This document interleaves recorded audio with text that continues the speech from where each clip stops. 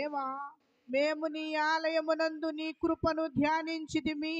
దేవా, నీ నామము ఎంత గొప్పదో, నీ కీర్తియు భూదిగంతముల వరకు అంత గొప్పది. ఏమండి, దేవుని ఆలయములో మనము ఇక్కడ కొరాహు కుమారులు అంటున్నారు, దేవుని ఆలయములో మేమయ్యా, నీ ఆలయములో మేము నీ కృపను ధ్యానిస్తున్నామయ్యా అంటున్నారు.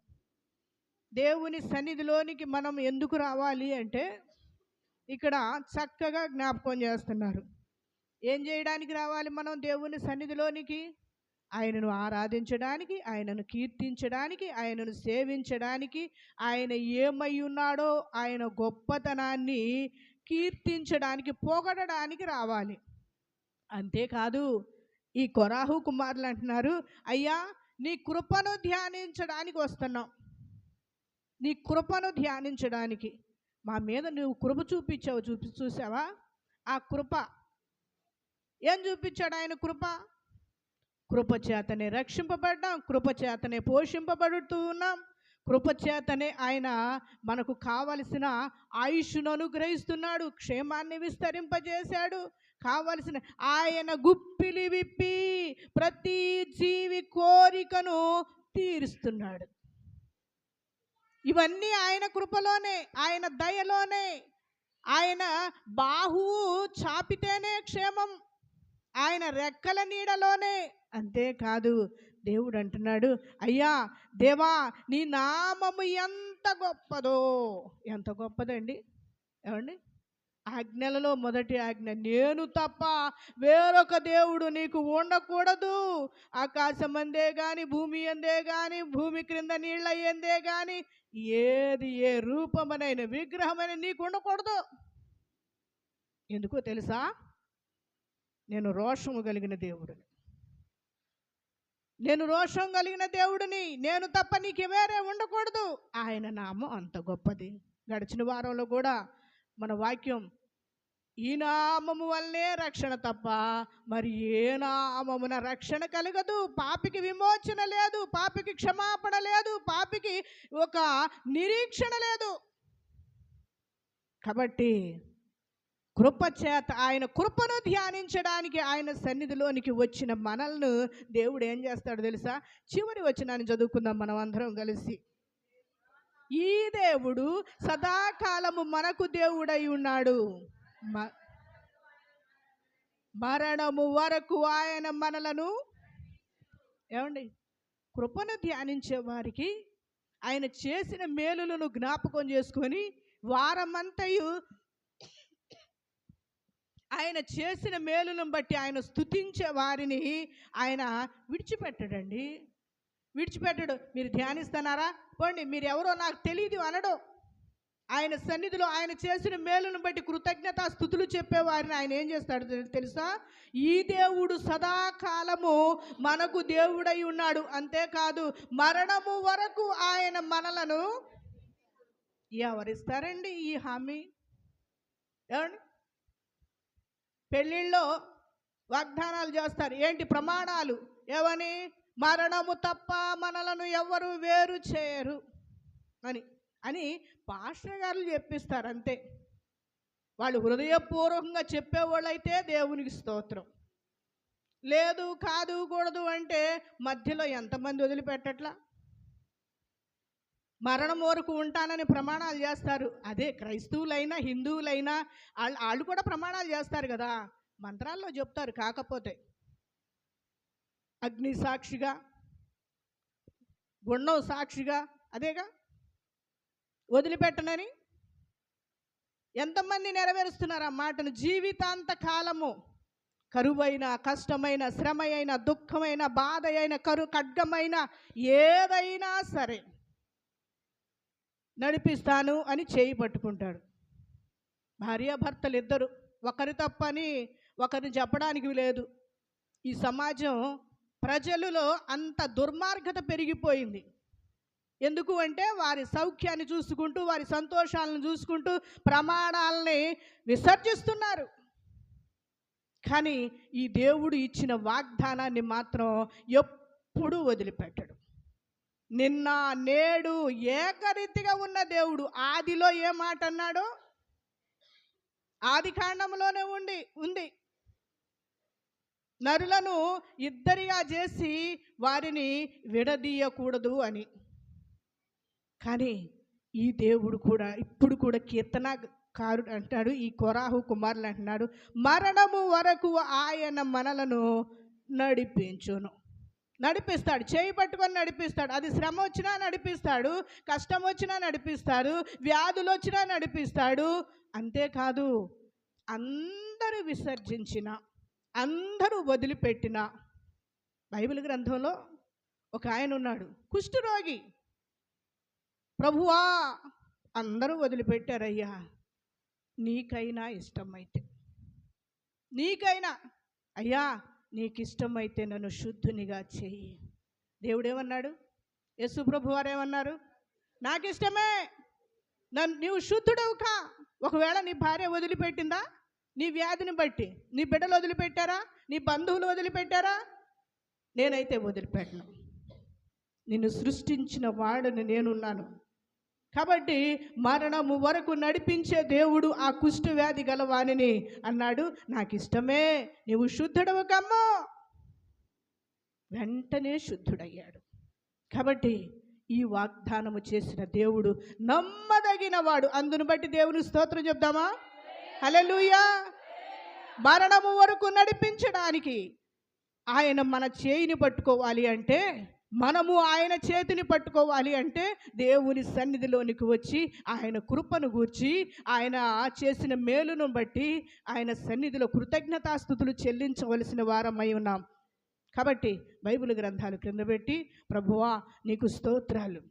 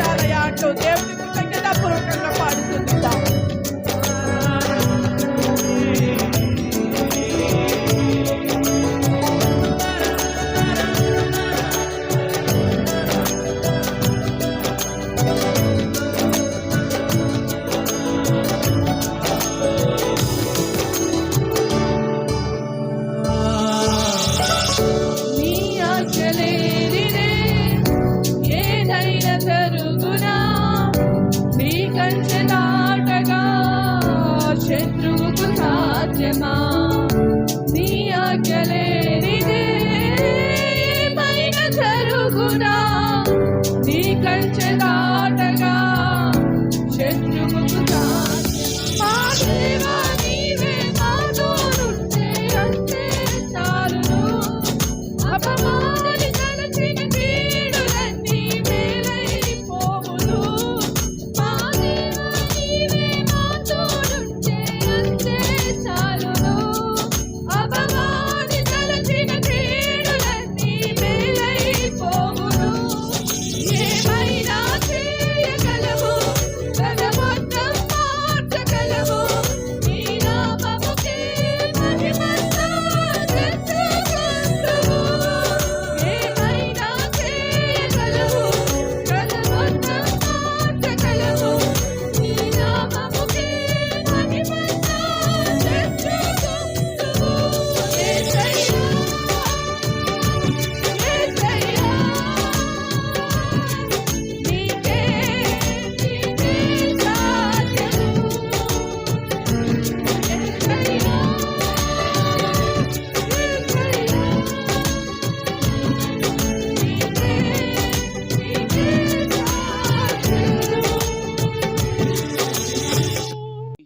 ఘనమైన శ్రేష్ఠ నామానికి మహిమ కలుగునుగాక. క్రీస్తునందు ప్రియమైన వారులరా, మన ప్రభు అయిన యేసుక్రీస్తు వారి శ్రేష్ఠ నామమున 2025వ సంవత్సరం నవంబరు నెల చివరి ఆదివారం 30వ తారీఖు దేవుని సన్నిధిని ప్రేమించి కూడి వచ్చిన మీ అందరికీ ప్రభు పేరట శుభములు, వందనాలు తెలియజేస్తున్నాను. అందరికీ ప్రభు పేరట వందనాలు. ఇంతవరకు పాడి ప్రభుని స్తుతిస్తూ ఆరాధించడానికి దేవుడు తన కృపను మనకిచ్చారు. అలాగే కొద్దిమంది బిడ్డలు సాక్ష్యముల ద్వారా ప్రభుని మహింపరిచారు. కీర్తన 48 చదువుకొని దేవుడు ఏమైనా చేయగలడు, కథ మొత్తం మార్చగలడు, అందుకు సమర్థుడైనటువంటి ప్రభువును మరి కీర్తిస్తూ పాడి ఆరాధించడానికి దేవుడు కృప చూపారు. అవును, దేవుడు మన పట్ల ఎన్నో చేశారు. చేసిన వాటిని మనము అనుభవిస్తూ వస్తూ ఉన్నాం. దానిలో భాగంగా ఈ 2025వ సంవత్సరంలో అప్పుడే 11 నెలలు అయిపోయాయి. చెప్పండి, ఎన్ని నెలలు అయిపోయాయి? 11 నెలలు అయిపోయాయి. అందుకే మనం ప్రతీ నెల మరి ప్రార్థనతో ముగించి ప్రార్థనతో ప్రారంభించాలి అనేటటువంటి ఉద్దేశంతో ప్రతి నెల చివరి రోజు నెలాఖరి కృతజ్ఞత కూడికను మనం కలిగి ఉంటాం. అంచేత ఈరోజే అది పగలు ఆరాధన ఈ విధంగా మనం జరిగించుకొని మరి 12:30 కల్లా సాధ్యమైతే ముగించుకోవడానికి మనం ప్రయత్నం చేస్తాం. తిరిగి మరలా సాయంత్రం 7 గంటల నుండి దేవుడు నడిపించినంత వరకు, అలాగని 11, 12 ఏం చేయం. 9:30 గంటలకల్లా తిరిగి సాయంకాలపు నెలాఖరి కృతజ్ఞత కూడికలో మనం అందరూ కూడా పాలు పంపులు పొందుతూ దైవ దీవెన ఆశీర్వాదాలను మనం అనుభవిద్దాం. సంవత్సరాంతంలోనికి వచ్చాం కనుక మనం అందరం కూడా ఎక్కువ కృతజ్ఞత కలిగి ప్రభువుని స్తుతించడం మనందరికీ చాలా అవసరం. అందుచేత సాయంత్రం మీరందరూ తప్పక మరలా ప్రభు సన్నిధానానికి కూడుకోవడానికి ఆసక్తి కలిగి ఉండాలని ప్రేమతో మీకు నేను మనవి చేస్తూ ఉన్నాను. మంచిది, మనం దైవ గ్రంథమైన పరిశుద్ధ బైబిల్లో నుంచి దేవుని యొక్క వాక్యాన్ని ధ్యానం చేసుకుందాం. గడిచిన మరి కొన్ని నెలలుగా అపోస్తుల కార్యాల గ్రంథాన్ని ప్రారంభించి కొనసాగడానికి దేవుడు తన కృపనిచ్చారు. దానిలో భాగంగా ఈరోజు పేతురు గారు మాట్లాడుతూ వారికి తెలియజేస్తూ ఉన్నటువంటి కొన్ని శ్రేష్టమైన సంగతులను వచనము వెంబడి వచనం ప్రియులారా మనం ధ్యానం చేస్తూ వస్తున్నాం. దానిలో భాగంగా అపోస్తుల కార్యాల గ్రంథంలోనే 4వ అధ్యాయము ఈ సమయమందు మనం 19వ వచనాన్ని చదువుకొని దేవుని యొక్క మాటలను మనము ధ్యానం చేసుకుందాం. అపోస్తుల కార్యాల గ్రంథం 4వ అధ్యాయము 19వ వాక్యాన్ని చదువుకుందాం. అందుకు పేతురును, చదవగలిగిన వారు కొంచెం మైక్ దగ్గర పెట్టుకొని దగ్గరగా స్పష్టంగా చదివితే లైవ్లో కూడా అది వినబడడానికి బాగుంటుంది కనుక ఆ విధంగా మీరు ప్రయత్నం చేయండి. చదువుదాం. అందుకు పేతురును యోహానును వారిని చూచి దేవుని మాట వినుట కంటే మీ మాట వినుట దేవుని దృష్టికి న్యాయమా మీరే చెప్పుడి. దేవుడు తన పరిశుద్ధ లేఖనాన్ని మన ధ్యానము కొరకు దీవించును గాక. క్రీస్తునందు ప్రియమైన వారులరా, అపోస్తుల ద్వారా జరిగిన కార్యాలన్నీ కూడా అపోస్తుల కార్యముల గ్రంథముగా ఈ బైబిల్ గ్రంథములో లిఖింపబడినటువంటి విషయం మనందరికీ విదితమే. అపోస్తుల కార్యముల గ్రంథం అని మాత్రమే కాక దీనిని పరిశుద్ధాత్ముని కార్యముల గ్రంథం అని కూడా మరొక పేరు భక్తులు అలాగున పిలుస్తారు. పేతురు యోహాను గారి ద్వారా ఆ శృంగారం అనేటటువంటి దేవాలయానికి ఎక్కి వెళుతూ ఉన్నటువంటి సమయంలో జరిగిన అద్భుతమైన కార్యం ఏదైతే ఉందో, స్వస్థత కార్యం ఏదైతే ఉందో, ప్రియమైన వారురా, అక్కడ నుండి ఈ పేతురు యోహానులను అక్కడ ఉన్నటువంటి మతం కానివ్వండి, మత పెద్దలు కానివ్వండి, ప్రధాన యాజకులు కానివ్వండి, ఇంకా మరి కొంతమంది మరి వారి లబ్ధి వారికి కలగటం లేదని, దొరకటం లేదని వీరిని పలు ప్రశ్నలతో సంధిస్తూ ఆ విధమైనటువంటి పనిని, పరిచర్యను వీరు చేయకోకుండా ఉండాలి అని, అలాగే వారు ఎవరి పనిని చేస్తున్నారో, ఎవరి పరిచర్యను చేస్తున్నారో ఆ నామమును ఎత్తకూడదని, ఆ నామము పేరట మాట్లాడకూడదని, ఆ నామమును బట్టి బోధించకూడదని పలుమార్లు వీరిని మరి హెచ్చరిస్తూ, బెదిరిస్తూ, భయపెడుతూ అనేక రకాలుగా వారి వారి ప్రయత్నాలను ప్రియమైన వారు చేసుకుంటూనే వచ్చారు. అలా వచ్చే ప్రతి సమయంలో వారు ఇచ్చిన సమాధానాలు దేవుని యొక్క లేఖనాల్లో నుంచి మనం ధ్యానం చేస్తూ వస్తున్నాం. దానిలో భాగంగా అబ్బాయి మీరు అలా అంటున్నారు, కానీ మనిషికి రక్షణ కలగజేసేది ఈ నామమే అని పోయిన వారం, మీరు ఆయనను నిషేధిస్తున్నారు కానీ, తృణీకరిస్తున్నారు కానీ, ద్వేషిస్తున్నారు కానీ, నిర్లక్ష్యపరుస్తున్నారు కానీ, ఇల్లు కట్టువారు నిషేధించిన రాయి, ఆ రాయే మూలకు తలరాయి, ఆ రాయి ఈయనే, క్రీస్తే అని ప్రియులరా యేసయ్యను వారికి పలుమార్లు పరిచయం చేస్తూ వారు ఎన్ని రకాలుగా అడ్డుకోవాలని ప్రయత్నం చేసినా వాటన్నిటినీ అధిగమిస్తూ ముందుకు కొనసాగినటువంటి వైనాన్ని మనం జ్ఞాపకం చేసుకుంటూ వస్తూ ఉన్నాం. దేవునికి స్తోత్రం కలుగునగాక. ఇన్ని చెప్పినా వీళ్ళు ఏమైనా ఆగుతున్నారా, మౌనంగా ఉంటున్నారా అని చెప్పేసి అని అంటే, ప్రియమైన వారులరా, ఇదే గనుక మనం జరగనిస్తే ఇది ఎంతవరకు వ్యాప్తి చెందుతుందో.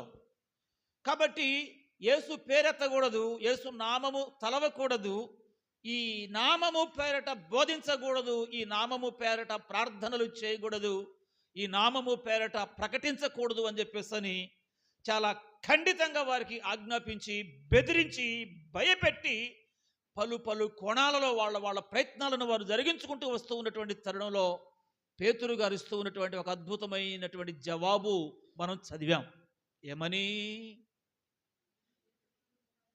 దేవుని మాట వినుట కంటే మీ మాట వినుట దేవుని దృష్టికి న్యాయమా?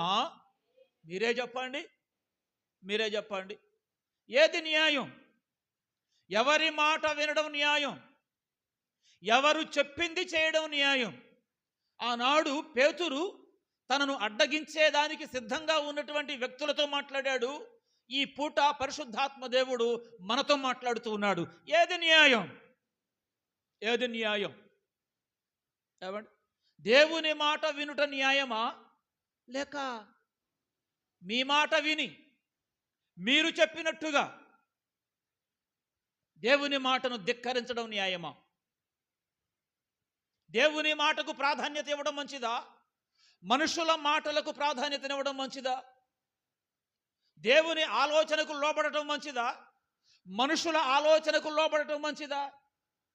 దేవుడు చెప్పింది చెప్పినట్టుగా చేయడం మంచిదా, లేక మనుషులంగా ఉన్నటువంటి మనకొచ్చినటువంటి ఆలోచన చొప్పున చేయడం మంచిదా? ఏది న్యాయం అంటారు? ఆనాడు పేతురు తన ఎదుట ఉన్నటువంటి వారిని బెదిరించిన వ్యక్తులతో మాట్లాడిన మాట, ఈనాడు పరిశుద్ధాత్మ దేవుడు మనతో మాట్లాడుతూ ఉన్నటువంటి మాట. చెప్పండి, ఏది న్యాయం? దేవుని మాట వినడం న్యాయమా, మనుషుల మాట వినడం న్యాయమా? మీరేమనుకుంటున్నారు? చెప్పండి, త్వరగా మాట్లాడండి, టైం వేస్ట్ కాకోకుండా. ఏమండి, ఎవరి మాట వినడం న్యాయం అంటారు? నిజమేనంటారా? ఏమండి, దేవుని మాట వినడం న్యాయం అని మీరంతా నాకు చెబుతున్నారు. మీకు మీరు చెప్పుకోండి ఒకసారి. ఓ శ్యాంబాబు, ఓ పాస్టరా, నువ్వు మనుషుల మాట కాదు వినాల్సింది, దేవుని మాట విను. మీరు చెప్పుకోరండి అంటే మీరు వినరా? అంటే నాకు చెప్పడానికి చెప్తున్నారు మీరంతా. పేతురు గారు ఆనాడు అడుగుతున్నాడు, ఎవరి మాట వినమంటారు చెప్పండి. మీరేమో ఆ నామమును పేరు ఎత్తొద్దంటున్నారు, ఆ నామమును గురించి మాట్లాడొద్దంటున్నారు, ఆ నామమును గురించి బోధించొద్దంటున్నారు, ఆ నామమును ప్రకటించొద్దంటున్నారు, ఆ నామమున ప్రార్థన కూడా చెయ్యొద్దంటున్నారు. కానీ ఆ నామమే మనందరికీ మోక్ష ప్రాప్తిని కలగజేసే నామం. అందుచేత మేము ప్రకటింపకోకుండా ఎలా ఉంటాం అని మాట్లాడుతూ ప్రియమైన వారురా వారికి చెప్తూ ఉంటే వాళ్ళట బెదిరించారట. బెదిరించిన దానిని బట్టి ఇక్కడ మాట్లాడుతూ చెప్తున్నాడు, ఎవరి మాట వినమంటారు చెప్పండి, ఏది న్యాయమో చెప్పండి. దేవుని మాట వినుట న్యాయమా, మీ మాట వినుట న్యాయమా? మీరే చెప్పండి, మీరే చెప్పండి. వాళ్ళు చెప్పాల్సినవి ఏవేవో చెప్పారు.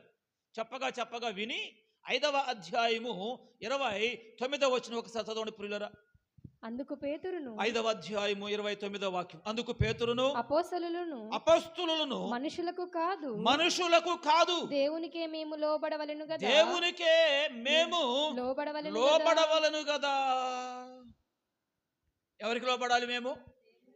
మనుషులకు కాదు, అధికారులకు కాదు, నాయకులకు కాదు. అలాగని ఏ విషయంలో మాట్లాడుతున్నాడు ఇక్కడ? దైవ సంబంధమైన విషయాలు, దైవ సంబంధమైనటువంటి వ్యక్తులకు దేవుడు అప్పగింపబడినటువంటి ఒక బాధ్యత. దైవ నియమము లోకానికి తెలియదు, దైవ నియమము దైవ పద్ధతి లోకానికి తెలియదు, లోకస్తులకు తెలియదు. దైవ సంబంధమైన ఆత్మ సంబంధమైనటువంటి విషయాలు శరీర సంబంధమైన వారికి, శరీరానుసారమైనటువంటి మనసున్న వారికి తెలియదు కనుక వారు ఏం చేస్తారు అని చెప్పేస్తున్నానంటే, ఎప్పటికప్పుడు దైవ కార్యాన్ని, దైవ నియమాన్ని, దైవ సంబంధమైన పద్ధతిని నిరాకరించి, తృణీకరించి, తిరస్కరించి వారికి ఏదో మనసులో పుడుతుంది ఒక ఆలోచన. పుట్టిన దానిని ప్రియమైన వారురా అనుసరింప చేయడంలో ప్రయత్నాలు ఏవో చేస్తూ ఉంటారు. అందుచేత మమ్ములను ఎవరికి లోపడమంటారు? ఎవరి మాట వినమంటారు? ఎవరు చెప్పింది చేయమంటారు? ఏమండి, ఇది ఆనాటి పేతురు గారి ప్రశ్నలు. సమాధానమేమో లేక వారి దగ్గర ఏకాడికి బెదిరించడానికి, భయపెట్టడానికి, విభ్రాంతికి లోను చేయడానికి, వారి మీద జులం చేయడానికి, వారి మీద రౌడీయుధం చేయడానికి, వారి మీద దౌర్జన్యం చేయడానికి అదొక్కటి చేతయింది.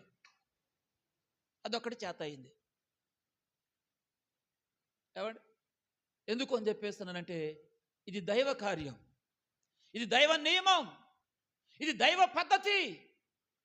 దైవమునకు భిన్నముగా, దైవత్వానికి వ్యతిరేకంగా క్రీస్తునందు ప్రియమైన వారు తలంచే ప్రతి తలంపులన్నిటినీ కూడా దేవుడు నిర్వీర్యం చేస్తాడు.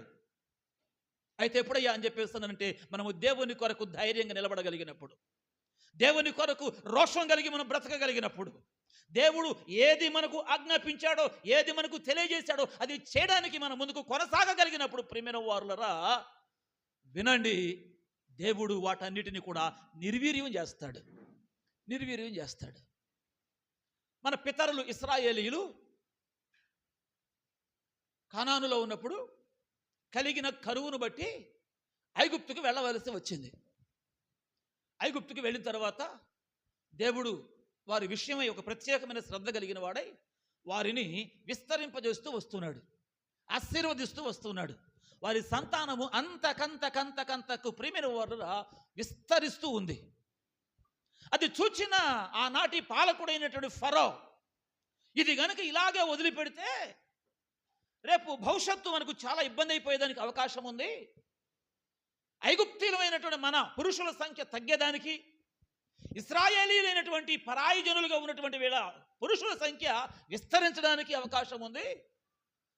అవసరమైతే ఈ ఇశ్రాయేలీలకు సంబంధించిన వారి పూర్వీకుడు యోసేపు కొంతకాలం ఈ దేశాన్ని పరిపాలించాడు. ఆయన విషయమై ఒక మంచి సాక్ష్యం ఉంది.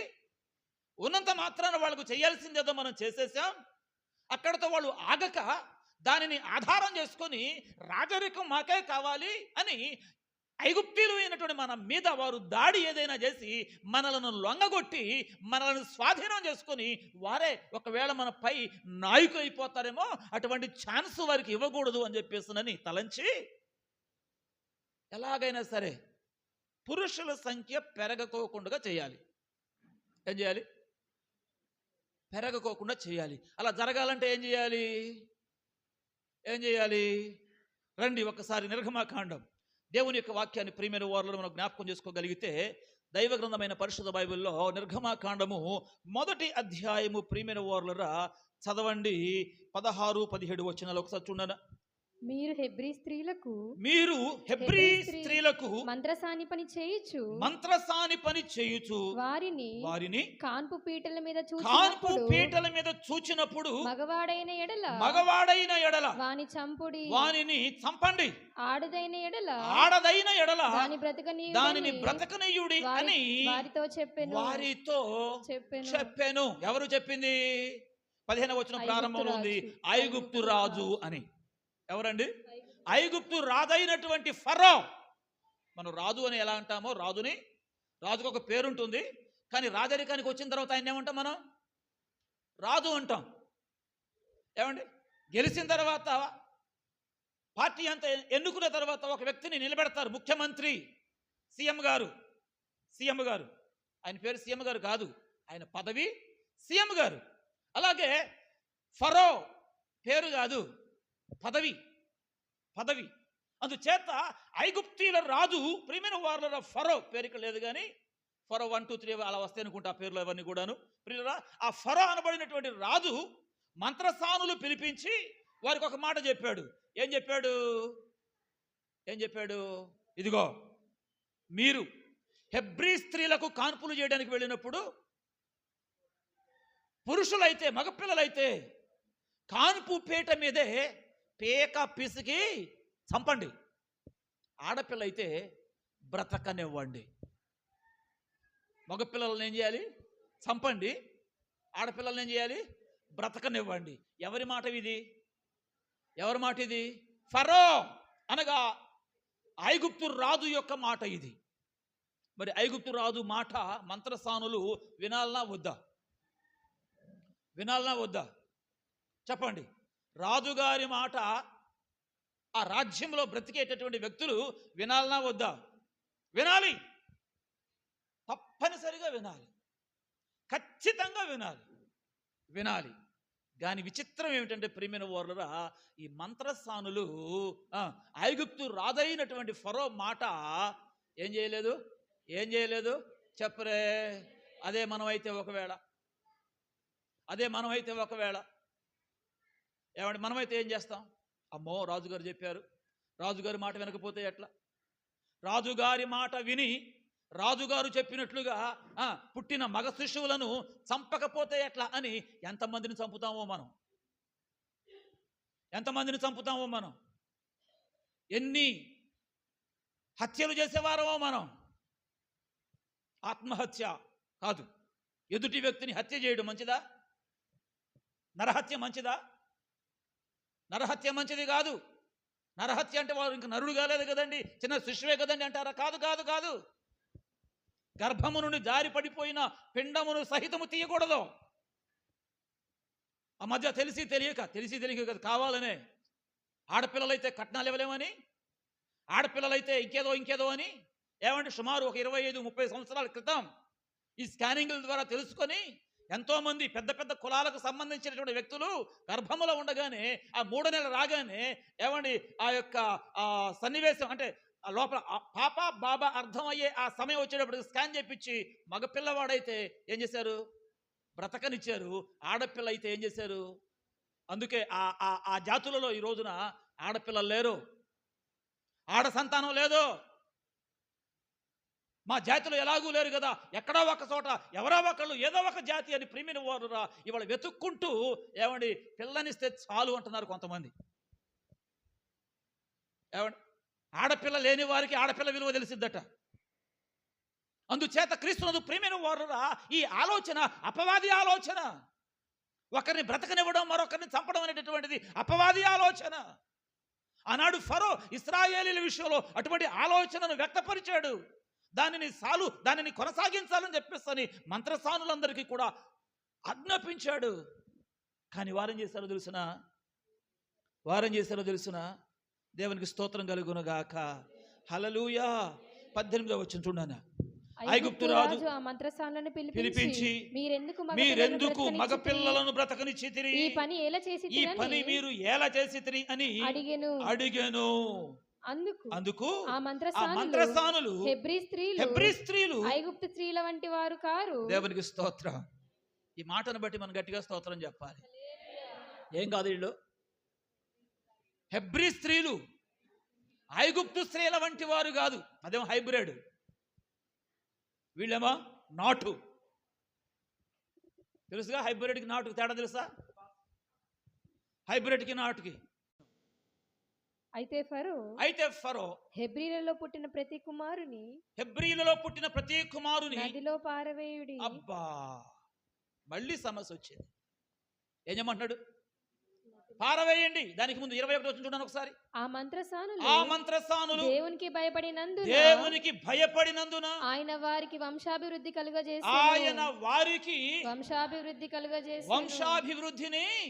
కలగజేసెను. ఎవరికి భయపడినందున? దేవునికి భయపడినందున. రాజుకు వారు భయపడలేదు, రాజాజ్ఞకు వారు భయపడలేదు. దేవుని మాటకు వారు విధేయులయ్యారు, దేవుని చిత్తానికి వారు విధేయులయ్యారు, దేవుడు చెప్పింది చేయడానికి వారు మనసు పెట్టారు. ప్రియమైన వారురా, కానీ రాజు చెప్పింది మాత్రం చేయలేదు. ఈ మధ్యాహ్న కాల సమయంలో దేవుని పిల్లలమైన నీవు నేను మనము కూడా మనం చేస్తున్నవి దేవుడు చెప్పినవి మనం చేస్తూ ఉన్నామా, లేకపోతే ఎవరో ఎల్లయ్య పుల్లయ్య మల్లయ్య చెప్పింది మనం చేస్తున్నామా? వీరు దేవునికి భయపడ్డారు కనుక దేవుడు వారి జీవితంలో ఏం చేశాడంటే చెప్పండి, మేలు చేశాను. 19వ వచనంలో మాట కనబడుతుంది. మంత్రసాని వారి యొద్దకు వెళ్ళక మునిపేవారు ప్రసవించిందురని ఫరోతో చెప్పిరి. దేవుడు ఆ మంత్రసానులకు మేలు చేసెను. ఆ దేవుడైనా మన దేవుడు ఏం చేశాడు? వాళ్ళకి మేలు చేశాడు. ఎందుకు చేశాడు మేలు అంటే, వారు ఎవరి మాట విన్నారు? దేవుని మాట విన్నారు. ఎవరి మాట వినలేదు? రాజు మాట వినలేదు. మరి నీవు నేను మనం ఎవరి మాట వినాలి? ఎవరి మాట వినడం న్యాయం? ఎవరి మాటకు విధేయత చూపడం న్యాయం? దేవుని స్తోత్రం. విన్న వారిని మనం ఇక్కడ చూసాం. ప్రియమైన వారురా, కొంచెం మనం ముందుకు వెళితే సంఖ్యాకాండము 22వ అధ్యాయము చదవండి, 34వ వాక్యం. అందుకు బిలాము నేను పాపము చేసి తిని నీవు నాకు ఎదురుగా త్రోవలో నిలిచియుండుట నాకు తెలిసినది కాదు. కాబట్టి ఈ పని నీ దృష్టికి చెడ్డదైతే నేను వెనుకకు వెళ్ళేదనని యెహోవా దూతతో చెప్పెను. ఏమండి, ఈయనెవరు? బిలాము ప్రవక్త. ఈ ప్రవక్తతో దేవుడు 1కి 2-3 సార్లు చెప్పాడు.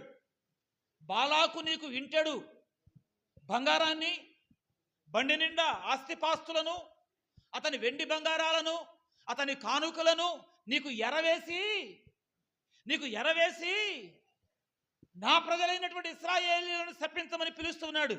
అందుచేత నువ్వు వెళ్ళొద్దు అని 1కి 2-3 సార్లు ప్రియమైన వారులరా దేవుడు మాట్లాడినా, దేవుడు తెలియచేసినా ఈయన గారికి ఆ మాట ఎందుకు ఇష్టం అనిపించలా.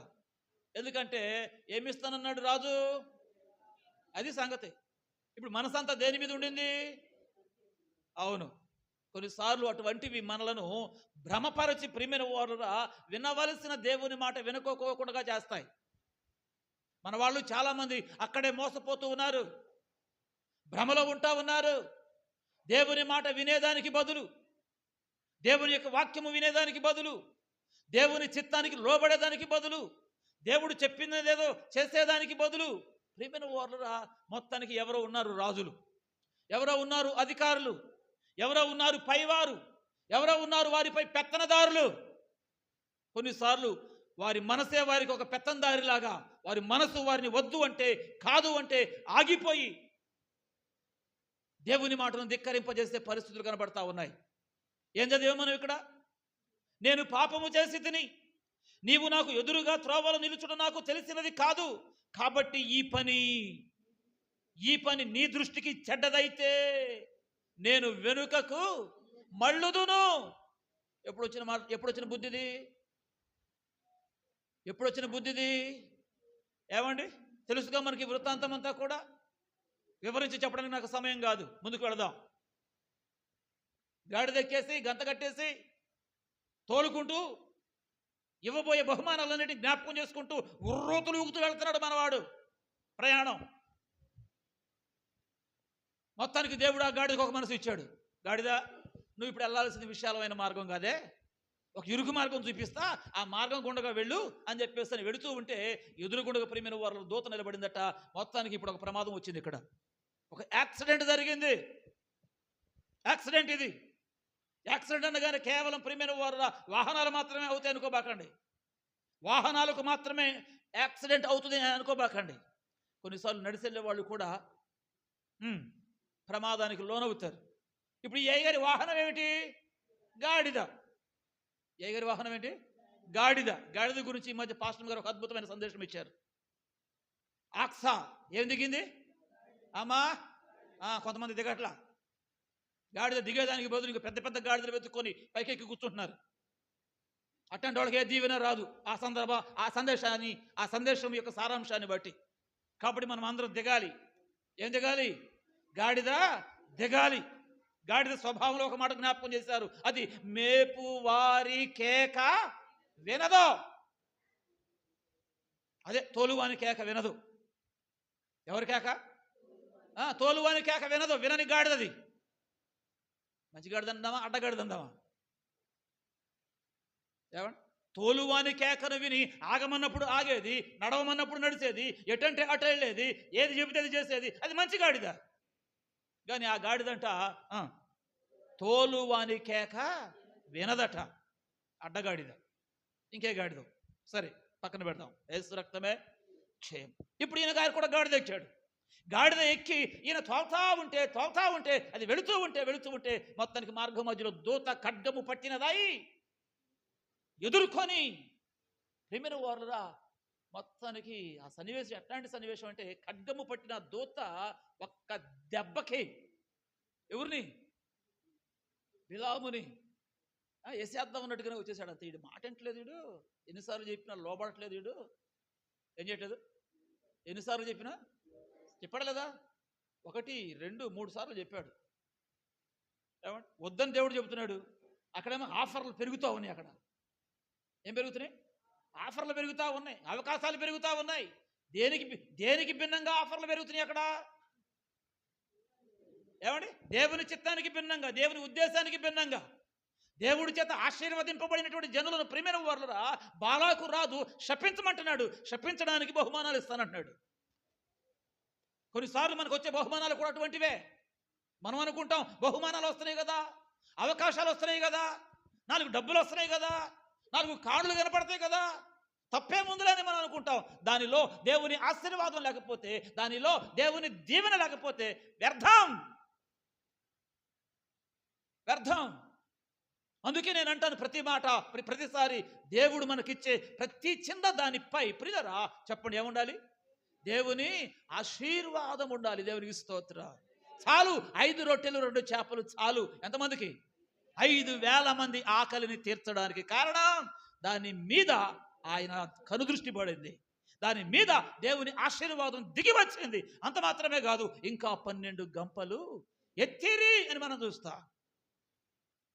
నెమ్మది లేకుండా విస్తారమైన ధనముండుట కంటే ఏముండుట కంటే చెప్పండి. ధనం ఉన్న వాళ్ళందరికీ నెమ్మది ఉందంటారా? ప్రశాంతత ఉందంటారా? సమాధానం ఉందంటారా? ప్రశాంతంగా నిద్రపోగలుగుతున్నారంటారా? కాబట్టి నెమ్మది అనేది చాలా ఆవశ్యకం. అది అనుగ్రహించేది దేవుడు. అందుచేత ప్రేమైన వారురా, కొంచెమైనప్పటికీ కూడా అది మనకు నెమ్మదినిస్తుంది, ప్రశాంతతనిస్తుంది. దానిలో గొప్ప ఆశీర్వాదం ఉంది. దేవునికి స్తోత్రం. హల్లెలూయా. కానీ ఈ బిలాము ప్రేమైన వారులరా అవేమీ పట్టించుకోకుండా ఆయన ఆఫర్స్ పెంచుతా ఉంటే ఇక దేవుని మాటను కూడా ధిక్కరించి, ప్రభువా ఒప్పుకోరాదు నాయన, నువ్వు అని రాదు నాయన, నేను కొంచెం బాగుపడతాగా, ఏం చేస్తా నేను కొంచెం బాగుపడతాగా, ఈ ఉన్న కొద్దిపాటి సంఘం, ఈ కొద్దిపాటి విశ్వాసులు ఇల్లేమో పొలం ఎత్తున్నారు, లేకపోతే ఇవ్వట్లా, వస్తున్నారు, లేకపోతే రావట్లా, ఎవరికి ఎప్పుడు పుడుతుందో అర్థం కావట్లా, వీళ్ళతో ఎంతకాలం కొట్టుకున్నా కనీసం అవసరాలు కూడా తిరగట్లేదు. కానీ ఇప్పుడు రాజు ఇచ్చిన ఆఫరే ఇది. ఎవరు రాజు ఇచ్చిన ఆఫరే ఇది. ఏమిచ్చాడు? ఎంత బంగారం అండి? తులం ఎంత ఇవాళ? 1,17,500 ఎంతట? 1,17,500 మరి ఎక్కిందో తగ్గిందో నాకైతే తెలీదు. ఎంత తగ్గిందా? ఎంత చెప్తున్నారు మీరు? 30 దాకా వెళ్ళిందా? ఏమో మరి. హల్లెలూయా చెప్పరే ఒకసారి గట్టిగా. ఎంత బంగారం? అంటే ఇల్లంతా బంగారమయమే. మరి అంత మంచి ఆఫర్ని పోగొట్టుకుంటే అట్ట. కాబట్టి ప్రభువా ఈ ఒక్కసారికి వెళ్ళలేనైనా, కావాలంటే రెండోసారి పిలిస్తే వెళ్ళలే, అవన్నీ తెచ్చేసుకున్న తర్వాత మొత్తానికి ఇక నీ మాటే వింటాలే అన్నట్టుగా ప్రియమైన వారురా ప్రభు ఎన్నిసార్లు చెప్పినా వెళ్ళొద్దు అని మొత్తానికి బయలుదేరాడు. మధ్యలో జరిగిన సన్నివేశం ఇది. గాడిదకు ఎదురుగా ఖడ్గము పట్టిన దూత రెడీగా ఉంది. అందుచేత ఈ గాడిదట ఈయన గారిని ఏమండి ముందుకు తీసుకెళ్తే చస్తాడని, యజమాని కదా ఎంతైనా ఎట్టగట్ట బతుకుతాడని ఈ గాడిద ఆయనను బ్రతికించాలని ప్రయత్నం చేస్తూ ఉంటే ఈయన గారేమో చావాలి అని చెప్పేసి నన్ను తోలుతాడు ముందుకి. గాడిదేమో నా యజమానిని బ్రతికించాలి అని చెప్పేసి అని తప్పించుకునే ప్రయత్నం చేస్తూ వెనక్కి అడుగులేస్తా ఉంటే ప్రియమైన వారురా, ఏయ్ అక్కడ నా కోసం ఇంటాడు బంగారం రెడీగా ఉంటే నువ్వు ముందుకెళ్ళకోకుండా వెనక్కి వెళ్తావేమిట, నడు ముందుకు అని చెప్పేసి ప్రియమైన వారులరా కొడుతున్నాడు దాన్ని. పాపం గాడిదేమైనా తప్పుందంటారండి? గాడిదేమైనా తప్పుందంటారా? పాపం అది నెత్తి నోరు బాదుకుంటుంది. అయ్యో అని చెప్పేసి అని మొత్తానికి దేవుడు అంట ఆ సమయంలో గాడిదకట మానవ స్వరాన్ని ఇచ్చాడంట. దేవుడికి స్తోత్రం చెబుదాం. హల్లెలూయా. మానవ స్వరాన్ని ఇస్తే, అయ్యా యజమానుడా ఎందుకయ్యా నన్ను కొడతావు? ఎప్పుడైనా నీ మాట వినుకోకుండా ఉన్నానా? ఇదిగో ఎదురుగుండగా చూడయ్యా, నువ్వు చావబోతున్నావు, నిన్ను బ్రతికించడానికే కదా నేను వెనక తిరిగేది, ఎందుకు నా మాట వినవు, ఎందుకు కొడుతున్నావు అని చెప్పేసి అంటే అప్పుడు ఈ గైగారికి కడుగు కనపడితే తెలుసుకున్నట్టున్నాయి. సన్నివేశం చూశాడు. చూడగానే ఇప్పుడు లెంపలు వేసుకొని ఇప్పుడు లెంపలు వేసుకోకపోతే ఏమైంది అనుకుంటున్నారు? కత్తి పట్టుకొని దూత కసక్ అంతే అయిపోతాడు.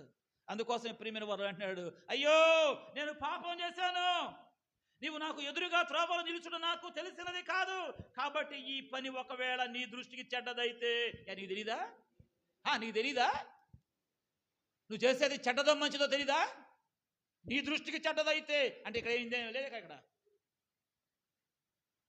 నీ దృష్టికి ఒకవేళ చెడ్డదైతే చెప్పయ్యా, నేను వెనక్కి వెళ్ళిపోతానయ్యా, ముందుకెళ్ళనయ్యా, అయ్యా అని చెప్పేసి కాళ్ళ ఎళ్ళబడి దండాలు దాసలు పెడతా ఉంటే తర్వాత ఏం చెప్పాడో ఏం జరిగిందో అనేటటువంటి విషయం మనందరికీ తెలిసినటువంటిదే. ప్రభునందు ప్రియమైన వారులరా చెప్పండి, ఎవరి మాట వినాలి మనం?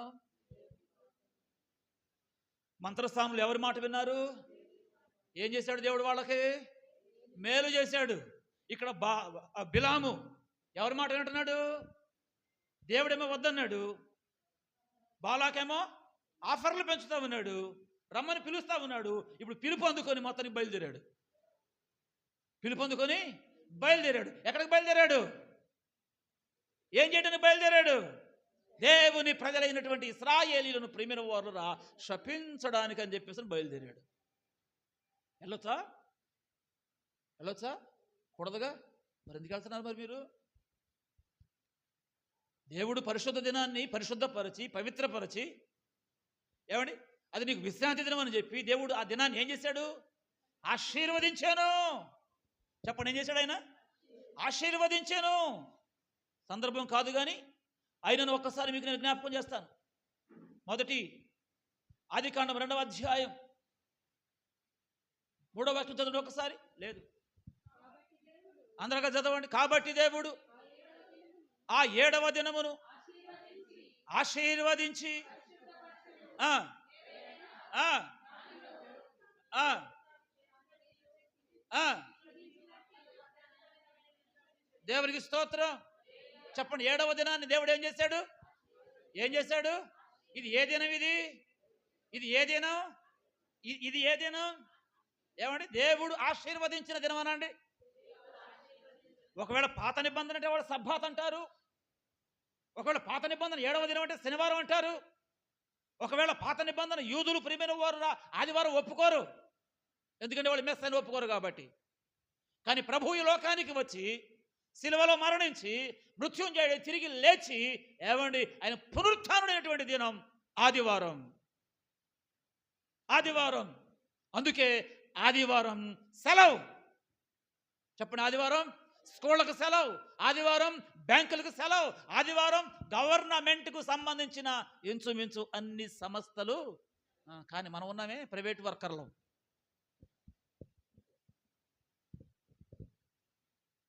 మనకు లేదు సెలవు.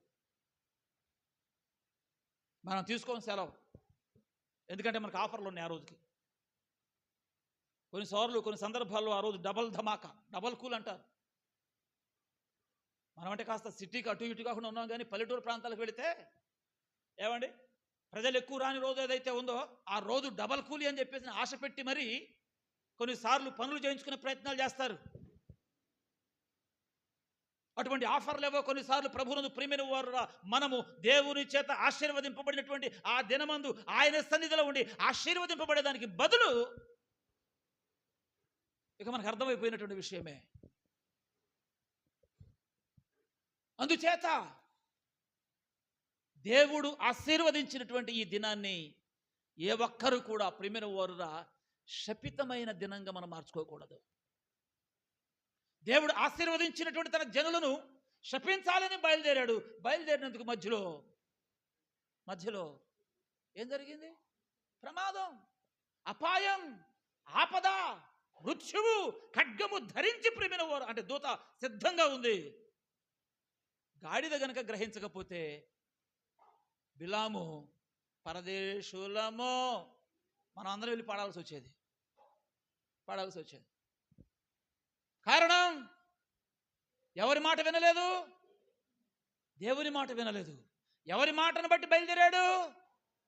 బాలాకు రాజు మాటను బట్టి బయలుదేరాడు. బయలుదేరవచ్చా చెప్పరే? బయలుదేరకూడదు, కానీ మనం అప్పుడప్పుడు బయలుదేరదాం. దయచేసి ప్రియమైన వారురా మీ శ్రేయస్సు కోరి చెప్తున్నాను, దేవుడు ఆశీర్వదించిన ఆ దినమందు ఎక్కడికి బయలుదేరకండి. ఆయన సన్నిధికి తప్ప, ఆయన మందిరానికి తప్ప, ఆయనను కలుసుకోవడానికి తప్ప, ఆయనను ఆరాధించడానికి తప్ప, ఆయన సన్నిధిలో కనబడుటకు తప్ప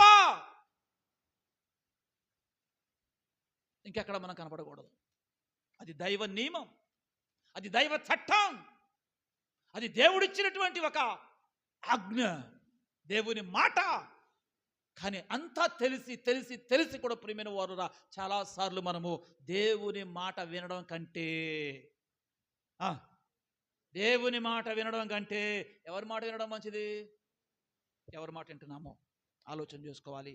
దాని విషయం పశ్చాత్తాపడాలి, ప్రభు పాదాలు పట్టుకోవాలి, క్షమించమని వేడుకోవాలి. దేవునికి స్తోత్రం కలుగును గాక. ఇంకొక ఆయన కనపడతాడు మనకు. సమూయేలు మొదటి గ్రంథం 15వ అధ్యాయము. దేవుని యొక్క వాక్యాన్ని మనం పరిశీలన చేసినట్లయితే సమూయేలు మొదటి గ్రంథం 15వ అధ్యాయము చదవండి 24వ వాక్యం. సౌలు జనులకు జడిసి వారి మాట వినినందున నేను యెహోవా ఆజ్ఞను నీ మాటలను కూడా మీరి పాపము తెచ్చుకొంటిని. యేసయ్యా ఏం చేశాడట? ఏం చేసి ఈయన చేసిన పాపం ఏమీ లేదండి. ఈయన దొంగతనం చేయలేదు, అబద్ధం ఆడలేదు, నరహత్య చేయలేదు, వ్యభిచరించలేదు. మనం అనుకుంటున్నామే మనకు ఒక లిస్ట్ ఉంది, పెద్ద పెద్ద పాపాల లిస్టు. పెద్ద పాపం అయితేనే పాపం అనుకుంటున్నాం మనం. పెద్ద తప్పిదాలు ఏమైనా చేస్తేనే తప్పు చేస్తామనుకుంటున్నాం మనం. కానీ ఇక్కడ సౌలు గురించి రాయబడిన మాట మనం చూసినట్లయితే సౌలట జనులకు జడిసి వారి మాట వినినందున ఎవరి మాట? ఏమిటి రాజు జనుల మాట వింటమేంటి? జనులందరూ రాజుగారి మాట వినాలి, జనులందరూ రాజుగారు చెప్పింది చేయాలి. కానీ క్రీస్తు ప్రియమైన వారురా, ఇక్కడ సౌలు అంటాడు కదా, ఏమని? నేను జనులకు భయపడ్డాను. జనులు ఏదో ఒక ఆలోచన చెప్పారు, వాస్తవానికి అవన్నీ వివరంగా మనకు అక్కడ కనపడవు. ఈయనకే ఉన్న మనసులో ఏమని? అమాలేకీయులను అందరినీ మీరు హతమార్చేటప్పుడు అక్కడ నుండి శపితమైనది ఏది మీరు తీసుకుని రాకూడదు, సమస్తమును నిర్మూలన చేయండి. ఇది దేవుని మాట. ఆ ప్రకారమే దేవుడు అమాలేకీయులను అందరినీ ఆయన చేతికి అప్పగించాడు. మరి అప్పగించినప్పుడు సంహరించడానికి ఏంటి నీకు తేపడం, నొప్పి, బాధ? వింటున్నావా దేవుని మాట? ఏమండి? వెనుక పోగా మళ్ళీ వచ్చి ఇక్కడ అంటాడు కదా, నేను జనులకు జడిసి వారి మాట వినినందున నేను యెహోవా ఆజ్ఞను, ఓ దైవసేవ కూడా సమూయేలయ్యా, నీ మాటను నేను మీరి పాపము తెచ్చుకున్నాను, పాపం చేసుకున్నాను. అంటే మాట మీరితే పాపమే. బైబిల్ భాషలో ఆజ్ఞ అతిక్రమమే పాపము. పాపము పరిపక్వం వద్దు, వద్దు. ఎవరి మాట విందాం మనం అందరం? అమ్మా, ఎవరి మాట విందాం మనం అందరం? ఏది ఒకసారి రెండు చేతులు గట్టిగా స్తోత్రం చెప్పండి. కొంచెం గట్టిగా చెప్పొచ్చుగా, ముచ్చటగా మూడోసారి చెప్పుకుందామా? ఎవరి మాట విందాం? ఎవరి మాట విందాం? దేవుని మాట. దేవుని మాట మనం వినడం న్యాయం. అంతేగాని మనుషుల మాటలు గనక మనం విన్నామా, రాజుల మాటలు గనక మనం విన్నామా, ఆఫర్ల కోసం పరుగులు తీసామా, ప్రియులరా, ప్రమాదాన్ని చేతులారా తెచ్చి పెట్టుకున్న వాళ్ళమవుతాం. బిలాము యొక్క వృత్తాంతంలో అదే సమయంలో ఐగుప్తీల రాజైన ఫరో మాట వెనక దేవుని మాట విన్న మంత్రసానులు మేలు పొందుకున్నారు. అదే దేవుని మాటను ధిక్కరించి సౌలు ఇక్కడ అంటున్నాడు కదా, నేను పాపము చేశాను. ఫలితం ఏంటో తెలుసునా? దేవుడు తనకు ఇచ్చినటువంటి ఒక ఉన్నతమైన స్థానం. ఏ స్థానం? ఉన్నతమైన స్థానం. ఏంటది? రాజరికం, సింహాసనం. ఏమైపోయాడు? ఎందుకు? అంత తప్ప? అంత తప్ప? మాట వినకపోతే అంత తప్ప? ఏమండి? అవును, తప్పే, తప్పే. ఆయన అంటాడు, నువ్వు బలుల కంటే, నువ్వు అర్పించే క్రొవ్వు కంటే, నువ్వు అర్పించే వాటి మాంసము కంటే సమీపించి నా మాట వినరా బిడ్డా. హల్లెలూయా. ఏమంటున్నాడు? నా మాట విను, అది నాకు ముచ్చట, అది శ్రేష్టమైనది. అరే, మాట వినడం మానేసి బలులు అర్పిస్తానంటావేంటి? మాట వినడం మానేసి కానుకలు వేస్తానంటావేంటి? మాట వినడం మానేసి ఇంకేదో చేస్తానంటావేంటి?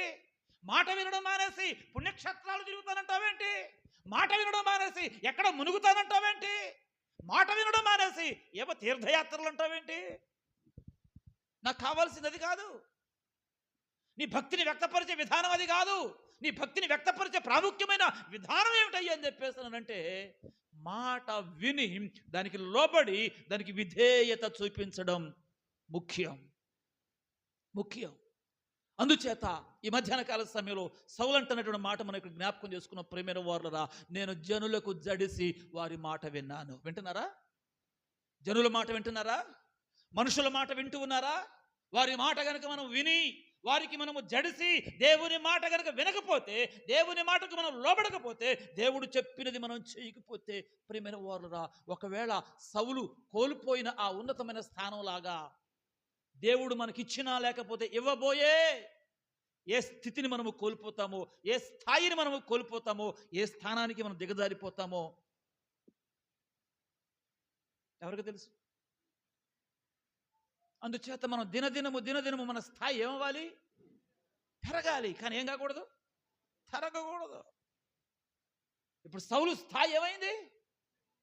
ఏమైపోయింది? సింహాసనం దగ్గర నుండి ఏమండి త్రోసివేయబడ్డాడు. ఆయన అంటాడు, నీకంటే యోగ్యుడైన వాణిని దేవుడు కనుగొన్నాడయ్యా, మాట వినే వాణిని దేవుడు కనుగొన్నాడయ్యా, మాటకు విధేయత చూపించే వాణిని కనుగొన్నాడయ్యా, ఆయనను ఆరాధించే అద్భుతమైనటువంటి ఆరాధకుడైనటువంటి వ్యక్తిని ఆయన కనుగొన్నాడయ్యా. అందుచేత నీ చేతిలో నుండి రాజ్యాన్ని తీసివేసి నీకంటే దేవునికి స్తోత్రం అని చెప్పేసి అని మాట్లాడి సౌలు విషయమై సమూయేలు మాట్లాడినటువంటి మాటలు ప్రియమైన వారురా ఆ తర్వాత వచనాలన్నిటిలో మనకు కనబడతాయి. అందుచేత ఈ లేఖనాలన్నిటినీ మనం ఆధారం చేసుకొని గమనించవలసిన మాట ఏమిటయ్యా అని చెప్పేసానంటే, దేవుని మాట వినుట మనిషికి న్యాయము. దేవుని మాట వింటే మనిషికి మేలు కలుగుతుంది. దేవుని మాట వింటే ప్రియమైన వారురా బిలాముకు వచ్చినట్టుగా మధ్యలో ప్రమాదాలు సంభవింపవు. ఒకవేళ ఏదైనా వచ్చినా మన ప్రభువు విడిపిస్తాడు. 91వ కీర్తన చదువుకోండి. విడిపిస్తాడు, తప్పిస్తాడు, రక్షిస్తాడు, కాపాడతాడు, తోడుగా ఉంటాడు. హల్లెలూయా చెబుదాం గట్టిగా. ఎవరికి? ఎప్పుడు? మాట వింటే, మాట వింటే. అందుచేత మనం అందరం కలిసి చెప్పండి, ఏం చేద్దాం? ఎవరి మాట విందాం? బైబిల్లో ఇంకా కొంతమంది ఉన్నారండి, చాలామంది ఉన్నారు. దానియేలు గ్రంథం మనకు తెలియదేం కాదు. దానియేలు గ్రంథం 3వ అధ్యాయం చదవండి. ఒక పెద్ద ప్రతిమ ఏమంటే ఒక మైదానంలో నిలబెట్టేసేసేసి ఒక సాటి పెంపించేశారు.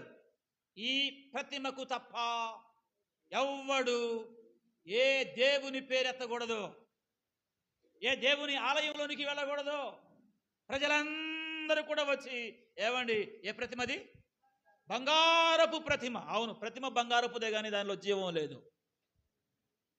ప్రతిమ ఏమండి ఉన్న వాటన్నిటిలో చాలా ఎత్తైనదే కానీ, చాలా ఉన్నతమైనదే కానీ ఏమండి 60 అడుగుల ఎత్తు, 6 అడుగుల వెడల్పు కలిగినటువంటి ఒక పెద్ద ప్రతిమ నిలవబెట్టాడు రాజు. ఎవరి కోసమో తెలుసా ఇది? వీళ్ళ కోసమే. ఎవరు వాళ్ళు? షడ్రకు, మెషకు, అబేద్నెగోల కోసమే. వారి తోటి సహ ఉద్యోగులు కావాలని పన్నిన పన్నాగం, కుట్రా.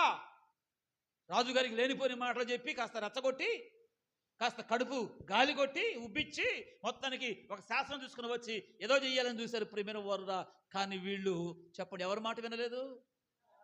నెబుకద్నెజరు అని పేరు పెట్టి పిలిచిమైంది ప్రియమైన వారురా.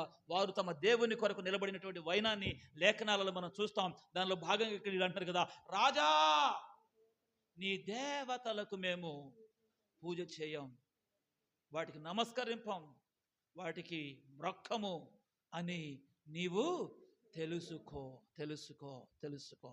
ఈ మాట అనడం మామూలు విషయం అండి. ఆల్రెడీ ఏముంది అక్కడ? ఎవడన్నా మాట వినకపోతే అగ్ని కాచుకొని సిద్ధంగా ఉంది, రెడీగా ఉంది, అది మండుతూనే ఉంది. అది వీళ్ళు ఒకటే అంటున్నారు, అగ్నిగుండంలో పడడానికైనా మేము సిద్ధంగా ఉన్నాం, కానీ నీ మాట మాత్రం మేము వినం. ఎందుకు వినం? నీ మాట వింటే మా దేవునికి మేము ద్రోహం చేసినట్టే. నీ మాట వింటే మా దేవుని చట్టాన్ని మేము మీరినట్టే. నీ మాట ఒకవేళ వినకపోతే నీవు ఈ శరీరాన్ని మాత్రమే శిక్షిస్తావేమో. మా దేవుని మాట వినకపోతే ఈ శరీరంతో పాటు అందులో ఉన్న ఆత్మను కూడా దేవుడు నిత్య నరకాగ్నికి పంపించేస్తాడు. ఒకవేళ నీ మాట వినకపోతే నీవు సిద్ధం చేసినటువంటి ఈ అగ్ని జస్ట్ ఈ దేహాన్ని మాత్రమే దహిస్తుందేమో. మా ఆత్మ దాని తదనంతరం సదాకాలము దేవునితో కూడా ఉండుటకు వెళ్ళిపోతూ ఉంది. అక్కడ మేము హ్యాపీగా ఉంటాం. కాదని నీ మాట విని మా దేవుని మాటను ధిక్కరిస్తే ఈ అగ్ని నుంచి నువ్వు మమ్మల్ని బయట పెడతావేమో, కానీ రేపు పొద్దున ఏదో ఒక రోజున మేము చావక తప్పదు. అలా చచ్చిన నాడు మా ఆత్మ సదాకాలం నరకానికి వెళ్ళవలసి వస్తుంది. రాజా మేము నీ మాట, నీ మాట, నీ మాట, నీ మాట. మరి మీ రాజు ఎవరో మీకేం చెప్తున్నాడు? మీ రాజు ఎవరో మీకేం చెప్తున్నాడు? మీ రాజు మీ మనసా ఏం చెప్తుంది? దేవుని మాట వినమని చెబుతుందా? దేవుని మాటను ధిక్కరించమని చెబుతుందా? దేవునికి లోబడమని చెబుతుందా? దేవునికి తిరుగుబాటు చేయమని చెబుతుందా? వాక్యాన్ని వినమని చెబుతుందా? లేకపోతే ఇంకేమైనా చెబుతుందా? ఏమండి? అందుకే పూర్వకాలపు భక్తులు క్రీస్తునందు ప్రియమైన వారు తమ మనస్సును తమ స్వాధీనంలోకి తీసుకున్నారు. వారి మనసును వారి తమ కంట్రోల్లో ఉంచుకున్నారు. ఏదో పాట పూర్వకాలం పాడేవారు, మనసా నన్ను వేధించకే, పాపములో నన్ను పడనీయకే మనసా అని ఒక మంచి పాట. ప్రతి మనిషి వారి వారి మనసుతో చెప్పుకోవలసిన పాట, అనుకోవలసిన మాట. దేవుని స్తోత్రం కలుగునుగాక. ఓ మనసా, నన్ను వేధించొద్దు, దేవునికి నన్ను దూరం చేయొద్దు, దేవుని సన్నిధికి నన్ను దూరం చేయొద్దు, దేవుని మాట వెనుకోకోకుండా నన్ను చేయొద్దు, ఈ లోకాన్ని నాకు చూపించొద్దు, లోకపు ఆశలు నన్ను భ్రమ పెట్టనియొద్దు. ఓ మనసా అని చెప్పేసి ప్రేమైన వారురా మనసుకు కళ్ళి వేసి లాగి గుంజి తన స్వాధీనంలో పెట్టుకొని దేవుని కొరకు బ్రతికిన భక్తుల చరిత్ర దైవ గ్రంథంలో మనం చూస్తాం. అలాగే మిషనరీల జీవితాల్లో మనం చూస్తాం. అది ఈ రోజున కరువు అయిపోయింది. ఈ రోజున కరువు అయిపోయింది. వీళ్ళు అంటున్నారు, రాజా నీ మాట మేము వినాం, నువ్వు చెప్పింది మేము చేయం. మరి ఏం చేస్తారు మీరు? మా దేవుడు చెప్పినట్టుగానే మేము చేస్తాం. ఏం చెప్పాడు మీ దేవుడు? ఏం చెప్పాడు మీ దేవుడు? మానవ పద్ధతిని బట్టి ప్రవర్తింపగోరువారు వారికి అధిక శ్రమ కలుగును. అయ్యో, ఏం కలుగుతుంది? వారికి అధిక శ్రమ. ఎందుకు కలిగింది ఈ శ్రమ? ఏమండి, ఇక్కడ ఒక వంశం మనకు కనపడతా ఉంది. ఎవరంట వీళ్ళు? ఎఫ్రాయిమీయులు. ఎఫ్రాయిమీయులు ఎవరు? ఈ ఎఫ్రాయిము యోసేపు యొక్క చిన్నోడునా? చిన్న కొడుకు. యోసేపు చిన్న కొడుకు. యోసేపుకు చిన్న కొడుకుగా ఉండి యోసేపు ఎవరి పద్ధతి ప్రకారం బ్రతికాడు? దేవుని పద్ధతి ప్రకారం బ్రతికాడు. దేవుని చిత్త ప్రకారం చేశాడు. దేవుని మాటకే విధేయుడయ్యాడు. దేవుడు చెప్పిందే చేశాడు. దేవుని స్తోత్రం కలుగునుగాక. ఏ పరిస్థితులలో? అన్ని పరిస్థితులలో. అన్నలు ద్వేషించిన, అన్నలు దూషించిన, అన్నలు పగబట్టిన, అన్నలు గుంటలో వేసిన, బయటికి లాగి అమ్మేసిన, ఎవరి పద్ధతికి లోబడ్డాడు? స్తోత్రం చెప్పండి. ఎవరి పద్ధతికి? దేవుని పద్ధతికి లోబడ్డాడు. దైవ చిత్తానికి అప్పగించుకున్నాడు. అంతేనా? పొతీఫరు భార్య శోధించింది, వేధించింది, అప్పగించుకున్నాడా? ఏమన్నా అసలు దాని మాట విన్నట్టు ఎంత బాగుండేదో. మన యోసేపు గారు అసలు ఆ ఇంటికి కింగ్ అయిపోయేవాడు. ఒప్పుకున్నాడా? ఏం చేశాడు? దేవునికి విరోధముగా నేను ఈ ఘోరమైన పాపమును చేయను. హల్లెలూయా, చెప్పండి గట్టిగా. అందరిలో ఈ మనసు ఉండాలి, ఈ దృఢ సంకల్పం ఉండాలి. దేవునికి విరోధముగా, దేవుని చిత్తానికి విరోధముగా, దేవుని వాక్యానికి విరోధముగా నేను ఈ పాపము చేయను అని ప్రియమైన వారురా పాపానికి దూరంగా పారిపోయి దేవుని మాటకు విధేయుడయ్యాడే తప్ప దేవుని ఆజ్ఞను ధిక్కరించిన దాఖలాలు యోసేపులో ఎక్కడా కనబడవు. దేవునికి స్తోత్రం. ఏమండి, అటువంటి రక్తాన్ని పంచుకొని పుట్టిన ఎఫ్రాయిము కూడా ఎలా ఉండాలి? ఏమండి, ఏ పద్ధతులు అంట? మానవ పద్ధతులను ఏమండి అనుసరించి ప్రవర్తింపగోరుదురు. మానవ పద్ధతిని బట్టి ప్రవర్తింపగోరుదురు. క్షేమకరం అంటారా? మేలుకరం అంటారా? ఎవరి పద్ధతిని మనం పాటిద్దాం? ఎవరి పద్ధతిలోనికి వద్దాం? ఆలోచన చేసుకోండి ప్రియమైన వారురా. ఆ విధమైన ప్రవర్తన కలిగి ఉన్నందువలన అక్కడ రాయబడి ఉంది, మీరు చదివారు, వారికి అధిక శ్రమ కలుగును, వారు శిక్షింపబడి హింస నొందుదురు, బాధింపబడుదురు. ఎఫ్రాయిమీయులకు చిమ్మెట పురుగు వలెను, యూదా వారికి వత్స పురుగు వలెను నేనుందును. తాను రోగి యవుట ఎఫ్రాయిము చూచెను, తనకు పుండు కలుగుట యూదా చూచెను. అప్పుడు ఎఫ్రాయిము అషీరుల యొద్దకు పోయెను, రాజైన యోరేబును పిలిపించుకొనెను. అయితే అతడు నిన్ను స్వస్థపరచజాలడు, నీ పుండు బాగు చేయజాలడు. ఏలయనగా ఎఫ్రాయిమీయులకు సింహము వంటి వాడును గాను, యూదా వారికి కొదమ సింహము వంటి వాడును గాను నేనుందును. నేనే వారిని పట్టుకొని నేనే వారిని కొనిపోవుదును. ఒక్కడును వారు ఒకవేళ మనసు త్రిప్పుకొని నన్ను వెదుకు వరకు నేను తిరిగి నా స్థలమునకు పోవుదును. తమకు దురవస్థ సంభవింపగా. ఎప్పుడు ఎప్పుడు? కారణం కారణం ఒక్క ముక్కలో తేల్చేశాడు. ఎఫ్రాయిమీయులు మానవ పద్ధతిని బట్టి ప్రవర్తింప కోరుదురు. ఏ కోరిక కలుగుతుంది మీకు? ఏ పద్ధతిలో ఉన్నాం మనం? ఏ పద్ధతిని అనుసరిస్తూ వస్తున్నాం మనం? ఆలోచన చేసుకోవాలి. ఈ మాటలు కొంచెం కఠినంగా ఉన్నప్పటికీ క్రీస్తునందు ప్రియమైన వారురా, మనము గ్రహించవలసిన విషయం ఏమిటంటే, మనము అనుసరించవలసింది, మనము ప్రవర్తింపవలసింది మానవ పద్ధతి కాదు, దేవుని పద్ధతి. దేవునికి స్తోత్రం. మానవ క్రమము కాదు, దేవుని క్రమం. అందుకే పేతురు అక్కడ నిక్కచ్చిగా అడుగుతున్నాడు. చెప్పండి, దేవుని మాట వినుట ధర్మమా? మీ మాట వినుట ధర్మమా? ఈ పూట పరిశుద్ధాత్మ దేవుడు మనల్ని కూడా హెచ్చరిస్తూ ఉన్నాడు. ఎవరి మాట విందాం మనం?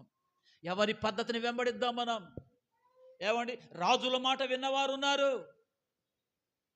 రాజుల మాట వినని వారు ఉన్నారు. మంత్రస్థానులు రాజు మాట వినలేదు. షడ్రక మెషక అబేద్నెగో రాజు మాట వినలేదు. దానియేలు రాజు మాట వినలేదు. దేవుడు వారికి మేలు చేశాడు. దేవుడు వారి యొక్క స్థానాన్ని, ఏమండి, చెరపట్టబడి బానిసలుగా వచ్చినటువంటి షడ్రక మెషక అబేద్నెగో దానియేలులను ఏం చేశాడు? ప్రధానులుగా చేశాడు. దేవుని స్తోత్రం కలుగును గాక. రాజుగా ఉన్నటువంటి సౌలునేమో దేవుని మాట వెనక ధిక్కరించినందువలన జనులకు జడిసి వారి మాట విని, అలాగే సమూయేలు మాట విననందువలన ప్రియమైన వారురా, చెప్పండి, సింహాసనం మీద నుంచి దించి వేసేసాడు. ఎవరి మాట విందాం? ఎవరికి లోపడదాం? ఎవరు చెప్పింది చేద్దాం? ఉందా? మనసు ఉందా? వస్తుందా? ఆలోచన వస్తుందా? ఇంత చెప్పినా కొన్నిసార్లు మన మైండ్ సెట్ ఎలా ఉంటుంది అయ్యానంటే, అపవాది ప్రేమిన వర్ర అంత భయంకరంగా మనం ట్యూన్ చేసి కఠినపరిచేశాడు. రండి చివరిగా ఒక మాట చదువుకుని మనం ప్రార్థన చేసుకుందాం. ఇర్మియా గ్రంథము 6వ అధ్యాయము. ఇర్మియా గ్రంథము 6వ అధ్యాయము చదవండి దేవుని యొక్క వాక్యాన్ని. 10వ భాగం 10వ వాక్యం. విందురని ఎవరికి సాక్ష్యం ఇచ్చేదను? వారు వినుటకు తమ మనస్సు సిద్ధపరచుకొనరు. తమ మనసును సిద్ధపరచుకొనరు గనుక వినలేకపోయిరి. ఇదిగో వారు యెహోవా వాక్యమందు సంతోషము లేని వారై దానిని తృణీకరించురు. కావున నేను యెహోవా క్రోధముతో నిండి ఉన్నాను. దానిని అణుచుకొని నేను అలసి ఉన్నాను. ఇక తర్వాత చదువుకోండి. మాటలు చాలా భయంకరంగా అక్కడ మనకు కనబడతాయి. ఏంటి కారణం అయ్యా అని చెప్పేసానంటే, చాలా సుస్పష్టంగా ప్రియమైన వారు ఇక్కడ తెలియజేస్తున్నాడు. వారు వినుటకు తమ మనసును సిద్ధపరచుకొనరు. ఉన్నావా ఆ గుంపులో నువ్వు? దేవుని వాక్యాన్ని వినడానికి మనసునివ్వవా? దేవుని వాక్యానికి లోబడటానికి నీ హృదయాన్ని అప్పగింపవా? దేవుని యొక్క వాక్యము వినడంలో నీకు సంతోషం కలగదా? మన బలహీనతలను, మన అవిధేయతలను దేవుడు వాక్యం ద్వారా హెచ్చరిస్తూ ఉంటున్నప్పుడు సరి చేసుకొని దాని నుంచి బయటపడడానికి ఒప్పుకోవా? సరి చేసుకోవడానికి ఒప్పుకోవా? దేవుని మాట వినడానికి మనస్సునివ్వవా? చెవులనివ్వవా? ఇంకా హృదయాన్ని కఠినపరుచుకుంటావా? అయితే ప్రియమైన వారురా, తర్వాత మాటలు మీరు చదువుకున్నారు. ఉగ్రత కాచుకొని రెడీగా ఉంది. అపాయము కాచుకొని రెడీగా ఉంది. ప్రభు రాకడ సమీపించడానికి ప్రియమైన వారురా సమయం ఇంకా లేదు.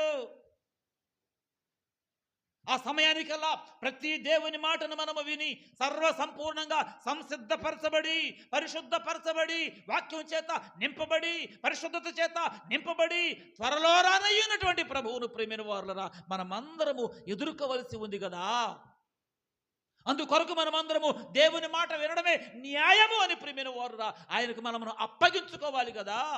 పేతురు యోహాను గారిలాగా, మిగిలినటువంటి అపోస్తులులాగా, పాత నిబంధన మంత్రస్థానులలాగా, షడ్రక మెషకు అబేద్నెగోలాగా, దానియేలులాగా, హల్లెలూయా, సౌలులాగా ధిక్కరిస్తే, బిలాములాగా తిరస్కరిస్తే పరిస్థితులు చాలా ప్రతికూలంగా ఉన్నాయి. దేవుని మాటకు లోబడి విధేయత చూపిస్తే ప్రేమిన వారురా దేవుడు ఆ మంత్రసానులకు మేలు చేశాను. దేవుడు షడ్రకు మిషక అబెద్నెగో దానియేలులను దేశ ప్రధానులుగా ఒక ఉన్నతమైనటువంటి స్థానాన్ని ఇచ్చి అక్కడ కూర్చుండబెట్టాను. దేవునికి స్తోత్రం కలుగునగాక. వాళ్ళ చరిత్ర ఈరోజు మనం చెప్పుకుంటున్నాం. అటువంటి చరిత్ర కలిగినటువంటి దేవుడు, అటువంటి చరిత్రను సృష్టించినటువంటి దేవుడు ప్రేమైన వారురా మన దేవుడై ఉన్నాడు. అట్టి దేవుని మాట మనమందరము కూడా ఏమండి ఏం చేయాలి? వింటనన్న వాళ్ళందరూ మోకరించండి, తలలు వంచండి, కళ్ళు మూసుకోనండి. ఈ కాసేపటి కోసం మాత్రమే కాదు, దానిని మన క్రియలలో వ్యక్తపరచాలి. దానిని మనం క్రియలలో వ్యక్తపరచుకోకుండా జస్ట్ మనం ఇక్కడ ఏదో గొర్రె ఊపినట్టుగా తలకాయ ఎలా ఊపేసేసేసి తిరిగి మరలా ప్రేమైన వారు మన హృదయాన్ని కఠినపరుచుకుంటే ఏమో నేడు ఇలాగున ఉన్నా, ఇవాళ పరిస్థితి ఇలాగున ఉంది. దేవునికి స్తోత్రం. సంతోషమే, ఆనందమే. రేపు ఏం జరుగుతుందో మనకు తెలియదు. బిలాము ప్రయాణం ప్రారంభం బాగుంది, కానీ దాని కొనసాగింపు మార్గం మధ్యలో ప్రియులరా ఎంత ప్రమాదం, ఎంత ప్రమాదం, ఎంత కష్టం, ఎంత నష్టం, ఎంత ఇబ్బంది. కాబట్టి ప్రియ దేవుని బిడ్డలారా, ఈ మధ్యాహ్న కాల సమయంలో పరిశుద్ధాత్మ దేవుడు మన యొక్క శ్రేయస్సును కోరి మనతో మాట్లాడాడు, మనల్ని హెచ్చరించాడు.